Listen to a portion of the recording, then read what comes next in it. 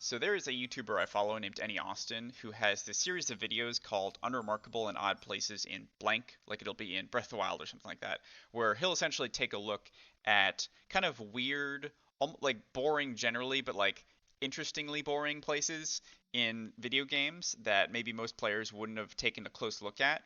And I always thought it would be kind of cool if there was one of those videos for Pikmin 2. But honestly, I don't think Pikmin 2 has that many unremarkable places. I feel like it's a generally pretty interesting game, but the level generation in the caves is random, and it follows certain rules, but in some real edge cases, you can have some very weird sublevel generation. So I thought it'd be cool if instead I made a video about remarkable and odd places in Pikmin 2, where I'm going to cover some of those cool and very rare seed layouts that most people probably wouldn't have seen in their playthrough of the game. So yeah, let's get into it. So I'm going to be using the Pikmin 2 practice hack by Pickacker to show these sublevels off because a lot of them are very, very rare, so they'd be difficult to encounter just through vanilla gameplay. I am giving myself all the upgrades and setting my Pikmin manually just to make things a little easier, but this does not affect the cave generation in any way other than setting the seed for the cave generation, so these are all things that you could encounter in normal gameplay.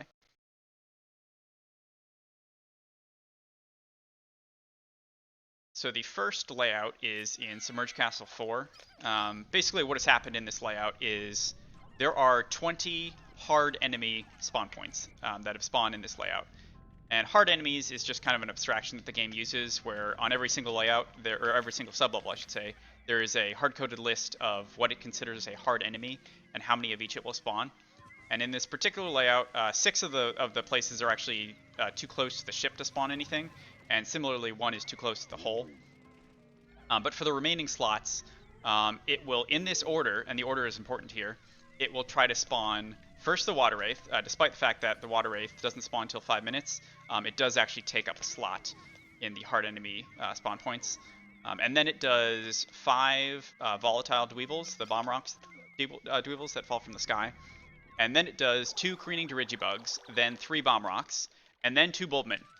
And that is all 20 spawn points. And so it doesn't have any spawn points left for the final enemy, which is the Glint Beetle, which is kind of the most important enemy in the sublevel. Because, as you're about to see here, when I collect the second treasure, my treasure gauge is going to turn off because the third treasure, which is inside the Glint Beetle, is nowhere. It hasn't spawned because there's no spawn point for it. And this isn't even that uncommon. This is about a 1 in 40 chance of happening. I've had this happen to me just in normal, like, vanilla gameplay, just playing kind of casually before.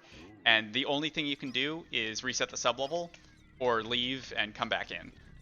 So it's kind of funny that it's just pretty common to essentially soft lock yourself here because the order of the spawning table put the most important enemy at the very end. So, yeah.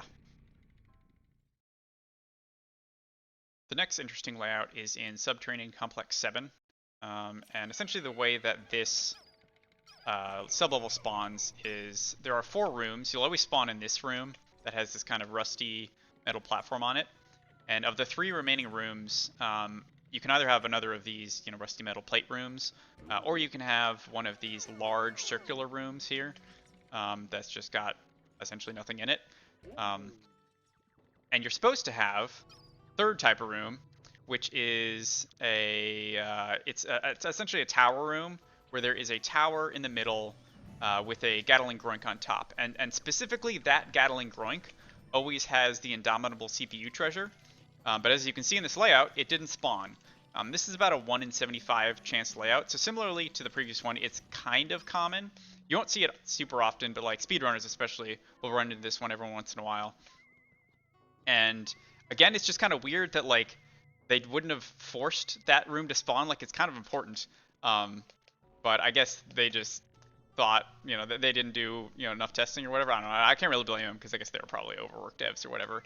But even ignoring the treasure not spawning, this is just a really weird layout and a really weird sublevel in general. Like most of Pikmin 2 is pretty like I guess full of life. Like there's a lot of enemies and there's a lot of things to do in every area and every sublevel. But this one's just like pretty barren. We're just like in someone's basement or something. There's just like this weird concrete wall and an infinite void with a bunch of rusty metal everywhere. And the music really adds to that too. It's just like dingy, like Do do do do. I don't know. It's a very weird vibe to it. And I feel like this one, the Any Austin series that I mentioned at the beginning about odd and unremarkable. He mentions in there it's a lot of places where like you go, oh, this place is weird. I feel weird just kind of sitting in here. I feel like this place does kind of evoke that a little bit as well, just because there's nothing. Like there's no point to going almost anywhere in the sublevel except for the couple places where there are treasures, but almost everything else is completely pointless. Like I guess the bomb rocks are supposed to like be a challenge, but you can just not interact with them, and it's super easy to kill the Gatling Groink because you can just kill it with bombs like I did. And it's just a really wide layout. Like let me just see how long this takes to run from one end to the other. But yeah, it's weirdly big and there's nothing here, and it just like it almost like the point of a game is to play the game, but in this sublevel in particular, you're kind of just not playing the game. I don't know, it's weird to explain, but you're just like not using most of the space that you're supposed to use. I guess there's this one other Dirigibug, but like it is almost never even a factor. And yeah, like it takes like 25 seconds to run from one end of the sublevel to the other. It's very long and barren and weird. So yeah, I thought this one was definitely worth mentioning, even without the treasure non-spawn. It's just an odd sublevel.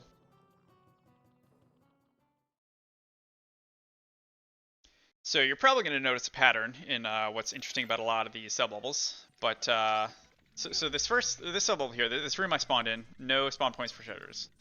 This room I'm in right now has exactly one spawn point for treasures, and it's on top of this tambourine here. And then the third room, which is over there, there's always 3 rooms in the sublevel. That third room, again, no spawn points for treasures. And there's 2 treasures on the sublevel. So this one spawned, and I think the developer expectation was that there were going to be a ton of alcoves in this sublevel. And treasures can spawn in alcoves, so I think they were thinking like, oh, there's going to be a ton of alcoves. And then this layout does have an alcove, but the hole takes priority. So the hole spawns before the treasures, it takes the alcove, and then there's only one spawn point left for the treasures, and that's over here. And this one's a lot more rare. This is about 1 in 250. Or sorry, 1 in 350. Just because, like, as you can see, there's a lot of like edges to these rooms, and normally there will be at least 1 or 2, or I should say at least 2, whatever you call them, alcoves, jutting off from these rooms. But this one just happens to be a bunch of hallways, and the treasures can't spawn in hallways. The hole can spawn in the hallways, but the treasures can't. And I guess I kind of understand them not like knowing on this one, because it is 1 in 350, that it is hard to detect, I guess, that both treasures didn't spawn. But I mean, like there is precedent to like maybe just do a check after you generate a sublevel to like make sure everything's there. Like in the initial, in the original Animal Crossing for GameCube, after it generates your town in a, I guess, similar way to how sublevels like this generate, where it's semi-random but it follows some rules. They do a check to like make sure that like everything that needs to be there is there, and that your river like looks fine and stuff like that. But they didn't do any checks here, so yeah, you can end up with stuff like this where it's not that common, but like it'll happen in a speedrun every once in a while, and it'll ruin their time. But yeah. Alright, I'm going to give you one guess about what's interesting about this sublevel. And you are wrong. All the treasures do actually spawn in the sublevel. So I baited you a little bit with the first 3. But we do care about one of the treasures here. So there is exactly one dwarf orange bulborb that falls from the ceiling when you get close enough on the sublevel. And it picks one of, I think every room has a few spawn points in it. So there's maybe like, I don't know, 15 spawn points you can pick from.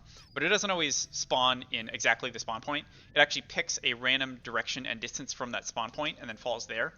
And this particular layout has this spawn point just kind of diagonally up and to the right of me, which is close enough to the wall here that the random distance and direction that the bulborb picks makes it fall out of bounds and die immediately.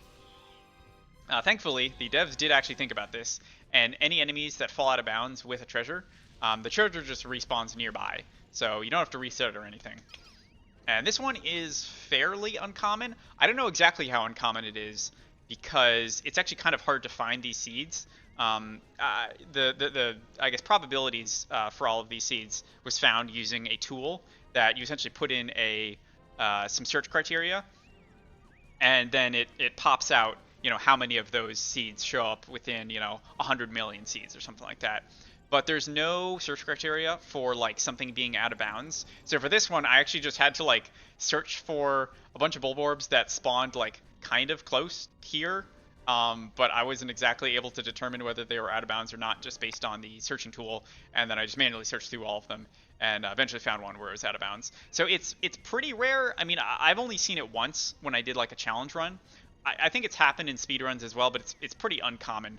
But it's just kind of funny to me that like if you're not paying attention, you would just be walking along and then suddenly there'd be a treasure next to you and you would not know what happened or what you did to get that treasure.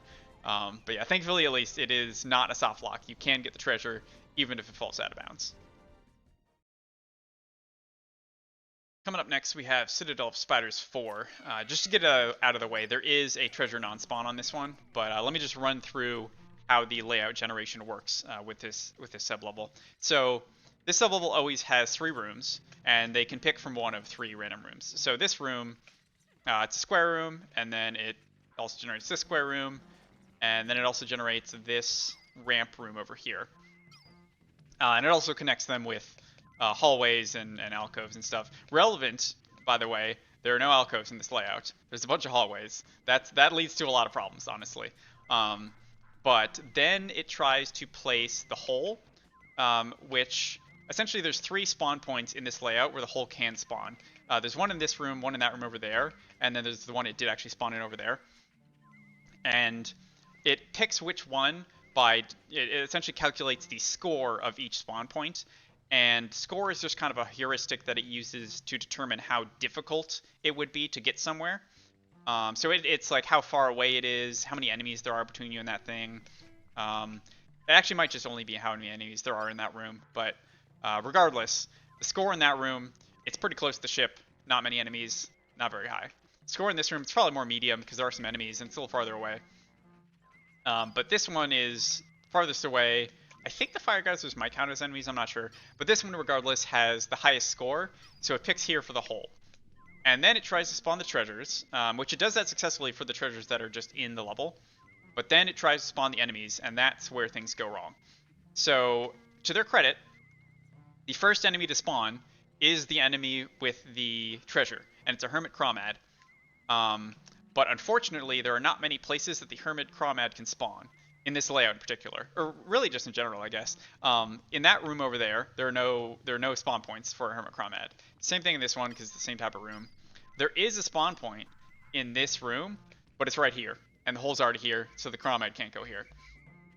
The third type of room, which didn't spawn here, does have a spawn point that's unblockable for the Hermit Crawmad, but because it didn't spawn, then we don't get that guaranteed spawn, and the Hermit Crawmad does not spawn.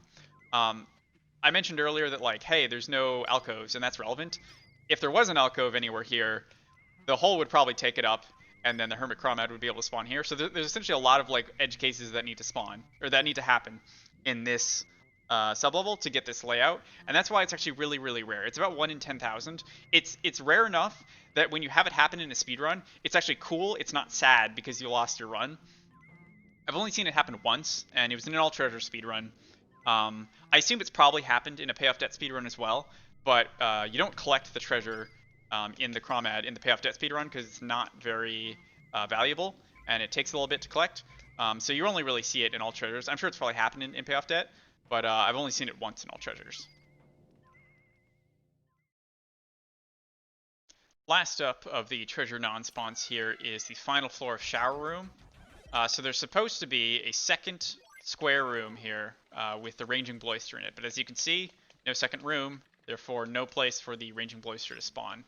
And this is essentially the holy grail of treasure non-spawns in Pikmin 2, because there's technically 4 billion possible generation seeds, because there's 4 billion values of the RNG function, but it doesn't use the most significant bit in layout generation. So you divide that by 2, there's 2 billion seeds essentially for layout generation in Pikmin 2, and this is the only one that generates no Bloister.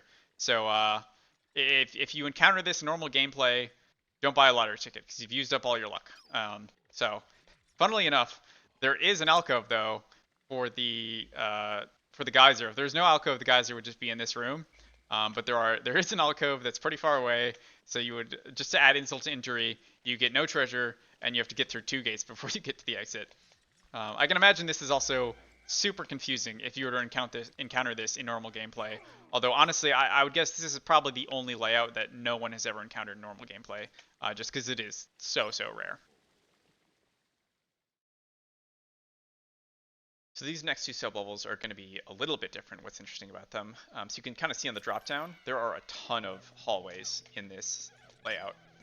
So yeah, essentially the interesting thing about this one is this has the most hallway units out of any layout generation in any sublevel in Pikmin 2. It has 119 hallways.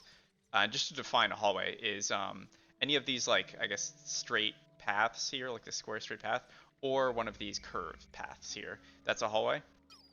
And there's 119 in this layout, which is far more than any other sublevel. This sublevel in general actually just, like, tends to have a lot of hallways, but this one has just so many on this layout. And there may be a couple other seeds that have 119. I'm not certain that there aren't more, but there aren't very many. And I love this layout, like, partially because it has the most hallways, but also these hallways are completely pointless. Like, there's no reason to ever go in these hallways. It's kind of similar to SCX7, where there's just a ton of playable area that there's essentially no reason to ever go to, and it kind of, like, gives it a bit of an eerie feeling to just, like, sit there in a place that is pointless. Hilariously, though, this is, despite being an enormous layout, it's actually not a very bad layout for the Payoff Debt speedrun. Because in Payoff Debt, you need to grow 15 purples and then head to the geyser. And the 3 violet candy pop buds are all close together, and they're all right next to the ship. So it doesn't take very long to do that. And then the geyser is also not very far from the ship. So this is actually a pretty decent sublevel for speedrunning, hilariously, despite being very large.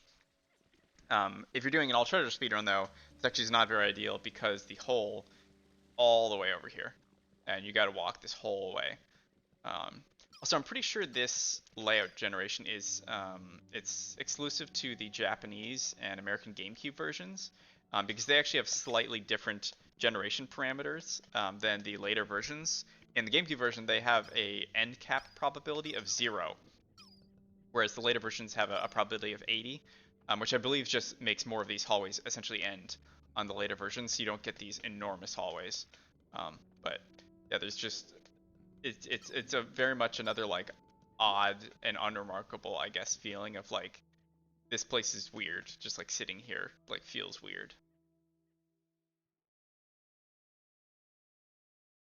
So this layout similarly has a ton of hallways. It doesn't have the most out of any sublevel in Pikmin 2. Obviously the last one had that. This one has 90 hallways, but this one does have the most hallways out of any underground sublevel. Or I guess, like, any sublevel with this kind of art style to it, which is kind of like dirt walls and dirt ground.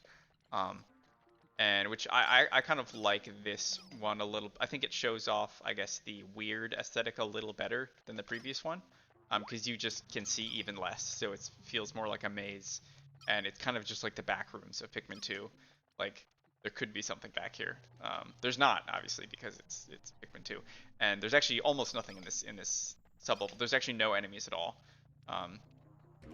There are 2 treasures, and they are right over here. They're right next to the start. There's one here and one there, and then the hole is over here. So everything relevant in this layout is right next to the ship, and then there's just these hallways that are completely pointless, and you could go in them. I don't know why you ever would, but it gives me that weird feeling of, like, this place is weird. It makes me feel weird being here, and I think that's very interesting. And actually, just to illustrate my point a little bit, I'm gonna fill out the entire map real quick on the pause menu here, and then I'll show something. All right, so I filled out the entire map, showing all the hallways. So this is the entire layout. This is the only relevant part of the layout. Like, this has, like, the highest, I guess, ratio of irrelevant layout to relevant layout, I think, out of any layout in the game. Even more so than SCX8, because this only has essentially 2 rooms, and they're much smaller than the one in SCX8. So this one is just so much pointlessness, and it's also very dark and just weird back here. So yeah. So that's been remarkable in odd places in Pikmin 2. I hope you saw some things that you found remarkable and or odd. Let me know if you've seen any of these yourself. Although I assume for most of them you probably haven't seen them, but maybe a couple of them. But yeah, I highly recommend if you want to play with anything yourself, you can download the Pikmin 2 practice hack here. I think you can find this on the speedrun.com page for Pikmin 2. It's linked in the guides or something. And then the tool I use to find these seeds is called Cave Ripper. If you just Google like Cave Ripper GitHub, you'll find the Cave Ripper GitHub, and there's instructions for installing it, and you can just use its query language to find weird and random seeds if you want. And yeah, thanks for watching.